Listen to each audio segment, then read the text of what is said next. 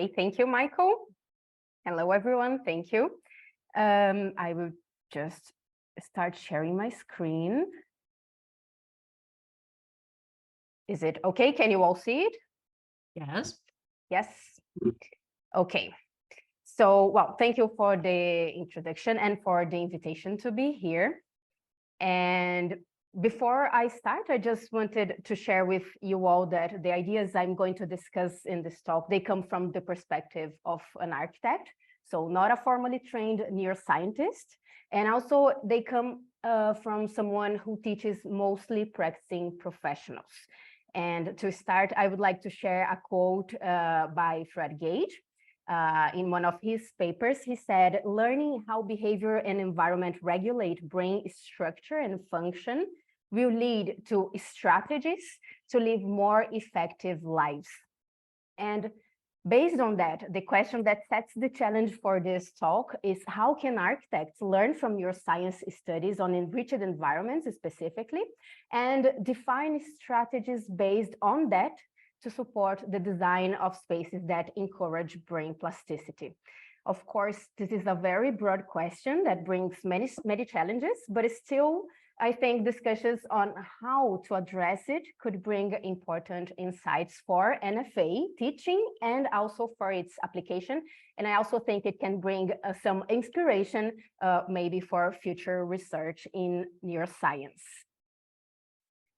So, what are enriched environments? The term was proposed firstly by Donald Hebb in the 40s, and it was proposed as an experimental concept because in one of his studies, he observed that his pet mice displayed behavior improvements as compared to his laboratory mice.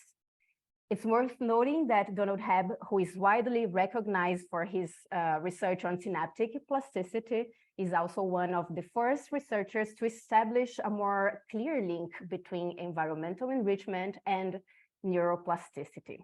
However, it is also important to point that enriched environment is an experimental concept, and at this point of Hebb's studies, it had a very, very broad definition. But what makes an environment enriched?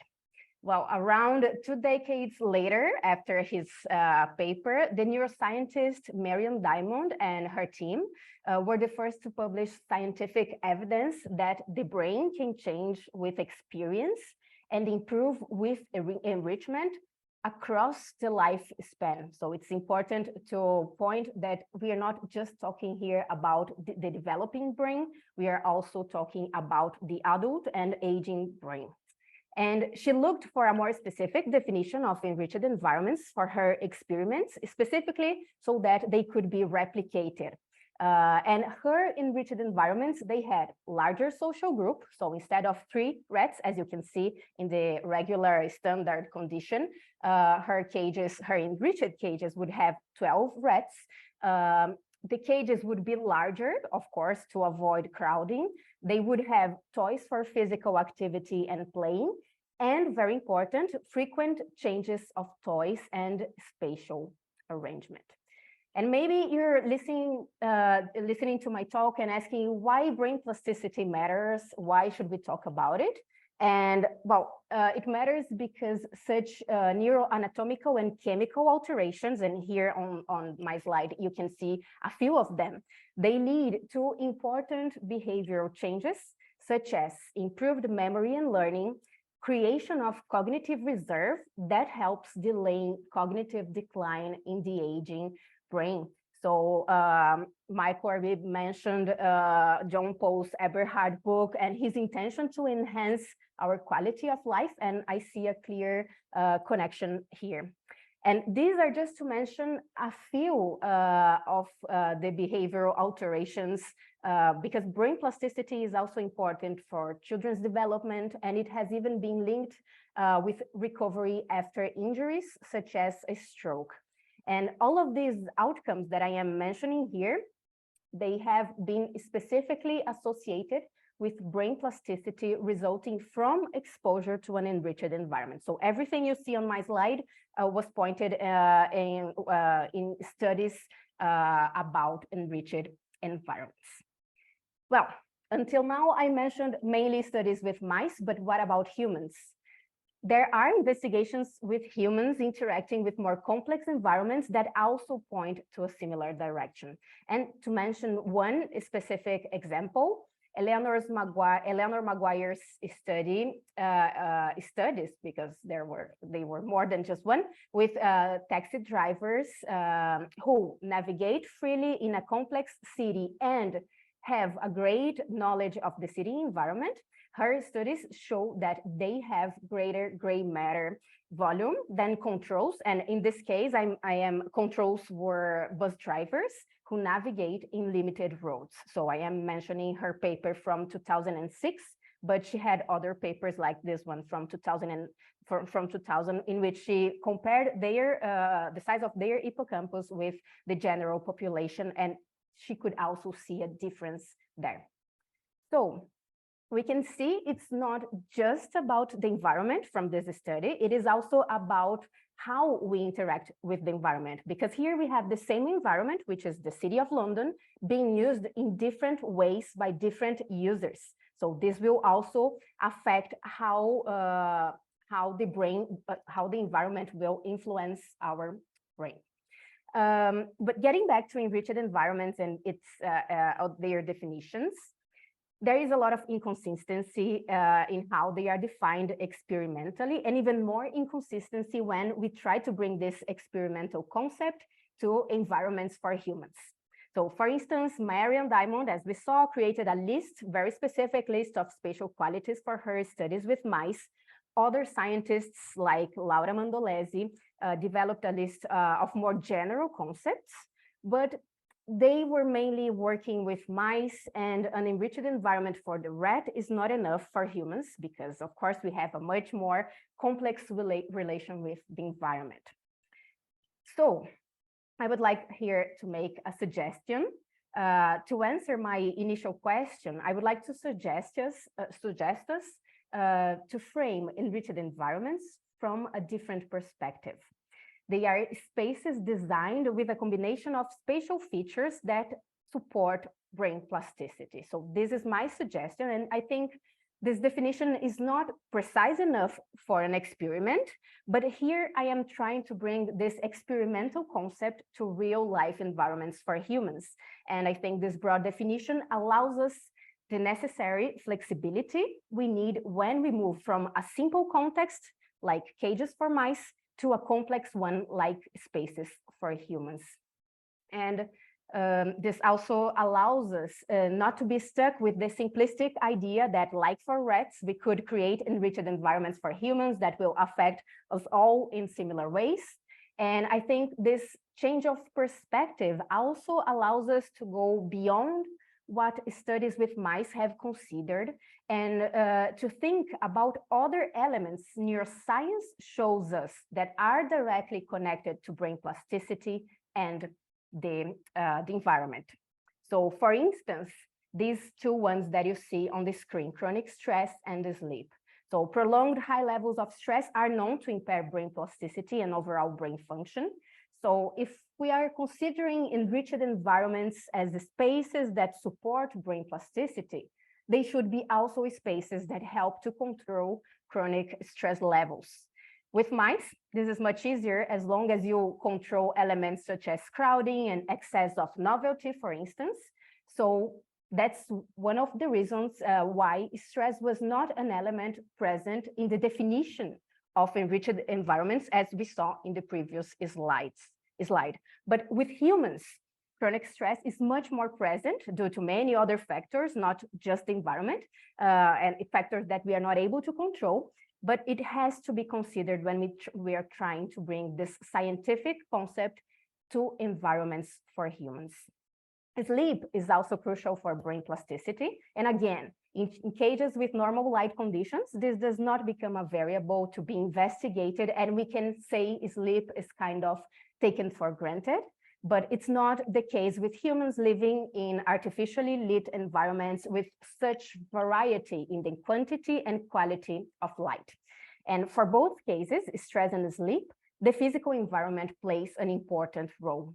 And different spatial qualities have been linked either to increased levels of stress or to support relaxation or to impair or support good quality sleep. Well, we saw that it is a challenge to define enriched environments and even a bigger challenge when we try to bring this to environments for humans. And I would like to propose at least 2 strategies when we are trying to bridge this. So the first one is to map spatial qualities, and I'm calling them what's. Later, I will explain them what's mean. But to map spatial qualities that combined can help to build an enriched environment to serve the needs of different groups of users in different contexts. And the second strategy that I would like to propose is that we try to find a method to facilitate the translation of insights gained from studying mice in cages to humans occupying various real environments. This that you're seeing in the screen is a work in progress. And this is my attempt that I'm sharing with you to map the spatial qualities that combined help to build an enriched environment. It's important to point that these that I call what's are conceptual spatial qualities based on the idea that we have specific needs in relation to the environment for it to help support brain plasticity. And just a quick explanation on this diagram, you can see here that enrichment is directly linked to features proposed by scientists investigating enriched environments, as we saw before, but also linked to sleep and stress directly and indirectly linked to other elements that are not considered in studies with mice, but are important for spaces for humans. So for instance, functionality, culture, safety, and so on. So for instance, you can see here in the center of diagram, wayfinding. And wayfinding is connected to, for instance, motor stimuli. So if I live in a city that has a good wayfinding that makes me feel comfortable to explore the environment, maybe I will be more encouraged to walk around and be more active. It's also linked to affordances for social interaction, because if I am exploring around, maybe I will meet my friends or someone that I don't know yet, and I will have more opportunities for social interaction. And it's also linked to other elements such as safety. So if I don't feel safe, I won't be encouraged to walk around, and then I will not be so active. I will not meet that many people. So we can see how they are like, it's a chain effect and how they are all connected. And they are also, most of them, connected to chronic stress, because if some of them too much or too little, if they have too much or too little, so not in a balanced way, they can also lead to chronic stress. So in the case of wayfinding, if I live in a place that I'm not able to find my way, maybe I will be more stressed every time I get lost trying to find something. And it's important to mention that this is not supposed to result in rigid guidelines that architects should follow, not at all. This is because how you apply this, how you design, will always depend on contextual elements such as location, culture, typology of building, and the user's personal memories and needs. So these are the ones I'm calling hows, and they are different from what's. What's are more broad concepts, and hows are specific strategies. So you can see also on the diagram nature, but how can you apply nature to your project? You can maybe think about biophilic design. So we are trying to bridge what and how here. But even if you think about biophilic design, you can develop in a deeper way your strategy, and it will vary according to context. So maybe if depending on the typology of building, it's a hospital or it's a school, the way you apply biophilic design will change. Depending on the location and the landscape and the vegetation that is present there, your application will also vary. So hows will always vary, and what are these general concepts that should be present in a balanced way. And here is one example on how context will always matter. So think about this space being used by a typical child. Maybe we could say it offers an enriched experience, but think about the users being elderly people, the noise, the toys on the floor. Maybe an enriched experience for a child might become a chaotic one for a different user. So enrichment depends on who the users are, but not just that. If we consider a typical child again, if this child is trying to concentrate on a complex task such as reading, again, this environment might offer a stressing and chaotic experience instead of an enriched one. So enrichment will also depend on how spaces are used, but there is still a little bit more, because when we see this image, we think of it as being a room in a school that offers other environments for children to play and learn. So they will not spend the entire school day locked in this same environment. If they did, after the first few hours, perhaps this same environment would be too tiring and overstimulating. So the duration of occupation also matters. And this leads us to the second strategy that I would like to suggest for this translation of enriched environments from the lab to real environments. And the second strategy is based on a framework that considers the designed space as part of a system and the system as a dynamic system that is based on the human experience rather than just the spatial configuration itself.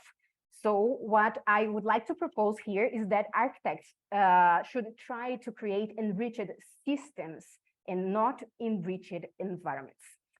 Why a system? A system is a set of interconnected and interdependent components that together create a unity, according to Herbert Simon. And buildings or neighborhoods are also systems formed by several parts that compose a unity. Nothing very new here, but I think this is not enough when we are trying to create enriched systems. The system will not be complete if it is based mainly on spatial configuration. We need to also pay attention to the human dynamics of the space. So the human experience and its dynamics are central to this idea that I'm trying to develop here, and also central to the system's balance.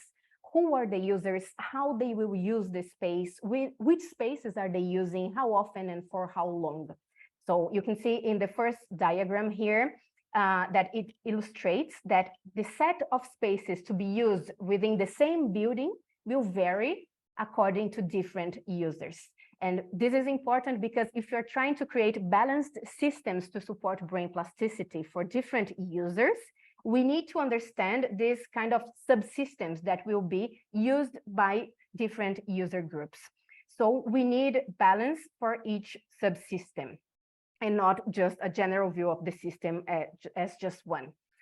Also, the duration and frequency of occupation, which will vary depending on who the users are and how they will use the space, also affects the enriched experience, and maybe one space that on a short-term occupation can be stimulating, as we saw before, on a long-term occupation can be tiring and stressing. And this is the second diagram that you can see here in my diagram, in my slide, showing like a heat map of spaces that are more occupied or for a longer period and others for not such a long period. So what I'm defending here is that architects should seek to offer enriched and balanced systems or subsystems, considering these variations. And that's why these enriched systems are called dynamic and not just enriched systems. And finally, I think we also must remember that if we are considering the human dynamic experience, buildings should not be considered as closed systems. In fact, I suggest their view to extend beyond the building itself to consider the user's habits and other sets of environments they occupy in order to create more enriched experience. So let me give an example to make it clear. Perhaps in old times, when children would spend most of their free time playing on the streets, a more traditional classroom design would not create an unbalanced system to them, as perhaps it does today, that children spend most of their free time playing video games and watching TV. So the experience of children at home can help us rethink our design strategies for a school classroom, for instance. And just to sum up some of the ideas I share and to start my conclusion. So the ideas were, instead of creating enriched environments, architects should try to create enriched systems, which are sets of spaces designed to actively support brain plasticity. And this means that not all environments in the system need to be enriched. Enrichment will result from a system that offers balanced experiences to users. So affording both behaviors and stimuli that support brain plasticity. Enriched systems are also dynamic based on the human experience of spaces. So depending on who the users are, how they will use the space, for how long and how often, the system will have to offer different spatial qualities and affordances. Additionally, an enriched system will have a balanced distribution of watts designed in specific ways according to the context in which the system will be used. And just two final quotes here to share with you. This one is by Sarah Robinson from her book, Architecture is a Verb.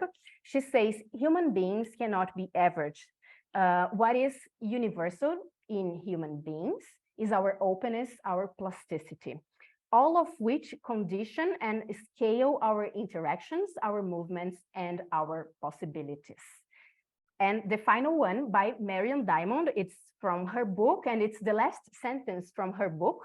She says, now that we have begun to appreciate the plasticity of our brain, we must learn to use this knowledge. It must stimulate and guide our efforts to work toward enriching heredity through enriching environment for everyone at any age. And so this discussion, I think it's an attempt to follow what she suggested. And here you can see my list of references, and thank you so much for listening to me. Well, thank you very much, Andréa. It's a beautiful presentation. Will you take some questions? Yes, sure. Okay. All right. So we have 8 to 10 minutes for your questions and feedback. And please raise your virtual hand and we will try to go in order. I see that Paiva has a question. Go ahead, please. You're muted. No? Okay, maybe later. No question, just an applaud for a great presentation. And these are really important aspects that we thrive to achieve and address. Thank you. Thank you, Paiva. Nice to see you again. Nice to see you. Yeah, thanks for always supporting, Paiva. And Tara has a question. Go ahead, please. First of all, thank you again and again. So many thanks for you, Andréa. Okay, my question is about the creating a system, an enriched system rather than an enriched environment. That brings me to thinking about the process in which you are going to create that system. To what extent will the flexibility of that system be taking into consideration the personas which are going to be, you're going to dedicate in that system, as well the quality, checking on the quality of that system on frequency, taking into consideration all the variables that might be create interventions like change of ecology, usage, like some databases of the users. So how can we manage all of these variables and still maintain a system that can give me a good result? Okay. Thank you, Tara. Nice to see you too here. And I think when we're working with complex environments with more users, like a hospital and a school, for instance, I think this challenge becomes much bigger than when we're designing, I don't know, a home for a family. But the idea of trying to understand and group users according to specific needs and specific uses they can make from the building. I think by doing this, it's one way to start organizing this. And later, maybe one step would be try to find maybe the more vulnerable situations. I'm not sure if vulnerable is the best word, but it's like the one that comes to my mind. So, or what people need most, or which people need more of what from the environment, so that we can try to organize this strategy, because it's impossible to like create it 100% flexible and attending all users' needs. So I think it's just one way to start this organization, but yes, it's a possibility. Thank you. Good question. Thank you. Any other questions or comments for Andréa?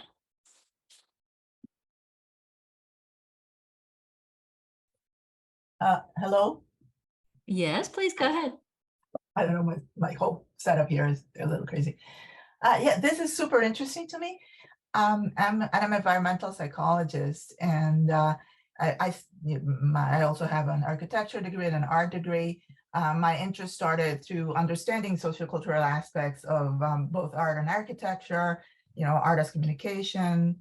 I was looking at Arnheim and psychology of art in the old days.